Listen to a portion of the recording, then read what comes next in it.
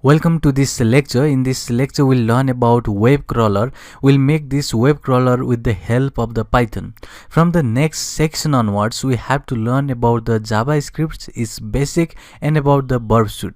So Burp Suite is an advanced tool that is going to be used while we just pen test some of the websites or web application. So we have to learn about that Burp Suite application in the next upcoming lectures. But for now, let me just make a simple web crawler in this lecture. So you may ask why we have to just make our own web crawler instead of just using that is the application that is available there. So answer here is that the most of the case those web applications or those pen testing application like Burp Suites are professionals. So that means they have some a disadvantage while talking about the small websites, but they are very advanced and they can have their price too. So they cannot be affordable by normal person, they are for professionals. So it's better to learn how to make your own web crawler, because we'll just test some basic websites, but using the Burp Suite we have to test some big websites, and that can be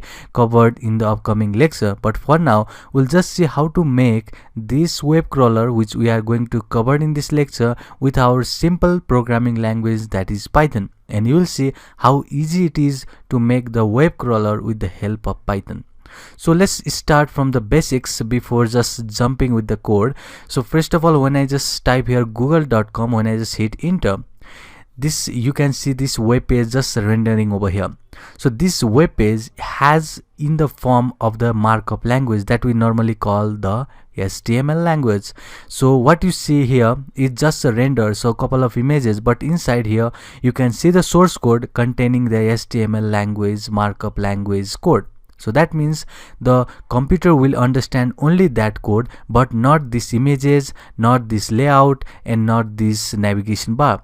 So if you want to communicate through Python with the computer, you have to just work with this HTML parser. So we'll learn about that in the next lecture, but for now let's start from the basics. So first of all, we'll learn about the request, how to get the request, how to get the response from the Python, and basically to work with that we have to import some library first. So first of all, I'm going to open my PyCharm, that is this IDE, and next is to create the new Python file. I'll just say this is demo.py is my Python file. I'll just import this request package. It is request, and if you get any error that is saying that this is not the module, or basically no named module, you have to first import it, or basically you have to install it. So first of all, open your settings, go in your interpreter, add button over here, and type request. You will get this request, install this package right here, apply here, and just press OK, and you will get this request easily imported on your project. So next thing what I want to do is simple URL. So let's test this URL here, which is twitter.com. So let's do this.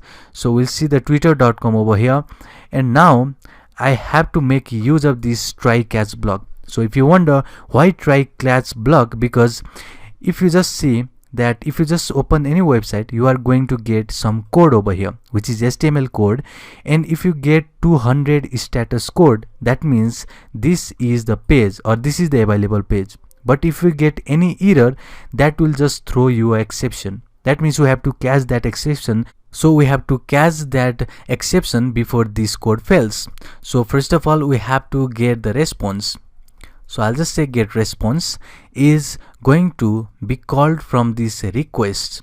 So this is the module that we have just imported, and I have to call this get method. So this get method is a very important method, and this is going to get us the URL and parameters, and basically this will just give us the response object.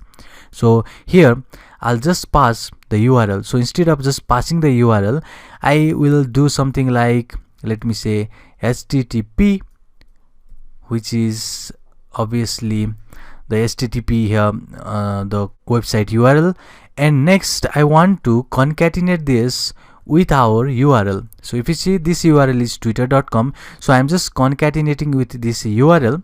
So next thing I want to do is I want to print this response. So we have now response object. So the next thing is to just get this block, which is accept block, and here we have to catch that exception. But for now, let me just do something like, let me show you what this exception will be. So before that, let me just type this exception. So this exception will be request.exception.connection error. So this will be your exception. If this is the case, I'll just print that there is no website. So this will be message if there is any exception. So first of all, let me just run this and show you what is happening over here. So this is demo.py.